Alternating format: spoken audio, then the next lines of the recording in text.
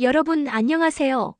오늘은 아파트 청약 시 매우 중요한 요소 중 하나인 부양가족에 대해 자세히 알아보겠습니다. 부양가족은 청약 가점에서 큰 비중을 차지하며 당첨 여부에 상당한 영향을 미칠 수 있습니다. 2025년에는 청약제도의 다양한 변화가 예상되므로 미리 부양가족 기준을 정확히 이해하고 청약 전략을 세우는 것이 중요합니다. 부양가족 왜 중요할까요? 청약 가점은 무주택 기간, 청약통장 가입 기간과 함께 부양가족 수를 평가하여 결정됩니다. 특히 부양가족 수는 최대 35점까지 얻을 수 있는 중요한 항목입니다. 부양가족이 많을수록 가점이 높아져 당첨 확률이 올라가기 때문에 청약을 준비하는 분들이라면 부양가족 기준을 꼼꼼히 확인해야 합니다. 부양가족의 범위는 어떻게 될까요? 부양가족에 해당되는 범위는 배우자, 직계존속부모, 조부모, 직계비속자녀, 손자녀입니다. 하지만 모든 가족 구성원이 부양가족으로 인정되는 것은 아닙니다. 각각의 조건에 대해 자세히 알아볼까요? 배우자란 법적으로 혼인관계에 있는 배우자는 당연히 부양가족에 포함됩니다. 직계존속이란 청약 신청자와 같은 세대를 구성하고 주민등록등본에 함께 등재되어 있어야 합니다. 또한 신청자 본인 또는 배우자의 직계존속이어야 합니다. 만약 배우자의 부모님을 부양하는 경우에는 배우자와 함께 세대주로 등재되어 있어야 합니다. 직계비속이란 미혼인 자녀는 부양가족에 포함됩니다. 만약 자녀가 결혼했다면 세대 분리 여부와 관계없이 부양가족에서 제외됩니다. 만 30세 이상의 자녀가 세대 분리되었다면 부양가족으로 인정되지 않지만 같은 세대 구성원으로 세대합가되어 1년 이상 함께 거주하는 경우에는 예외적으로 인정될 수 있습니다. 미혼 자녀는 청약 신청자와 같은 세대를 구성하고 주민등록등본에 함께 등재되어 있어야 합니다. 또한 신청자 본인 또는 배우자의 미혼 자녀이어야 합니다. 중요한 점은 미혼 자녀는 만 30세 미만이어야 하며 미혼이어야 합니다. 부양가족 점수 계산 어떻게 할까요? 부양가족 수는 한 명당 5점씩 가점이 부여됩니다. 예를 들어 배우자와 자녀 2명이 있다면 총 15점을 얻을 수 있습니다.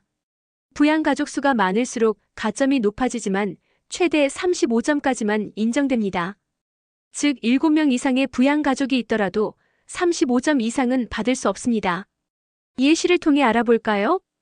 김민수 씨는 35세의 직장인으로 아내와 5살, 3살 된 2자녀와 함께 살고 있습니다. 김민수 씨의 부모님은 따로 살고 계십니다. 김민수 씨의 부양가족 수는 어떻게 될까요? 배우자와 2자녀를 포함하여 총 3명입니다. 따라서 김민수 씨는 부양가족 점수로 15점을 얻을 수 있습니다. 만약 김민수 씨가 부모님을 모시고 살았다면 어떨까요? 김민수 씨의 부모님이 60세 이상이고 김민수 씨와 같은 세대를 구성하고 있다면 부모님 역시 부양가족에 포함될 수 있습니다. 이 경우 김민수 씨의 부양가족 수는 배우자, 2자녀, 그리고 부모님을 포함하여 총 5명이 됩니다.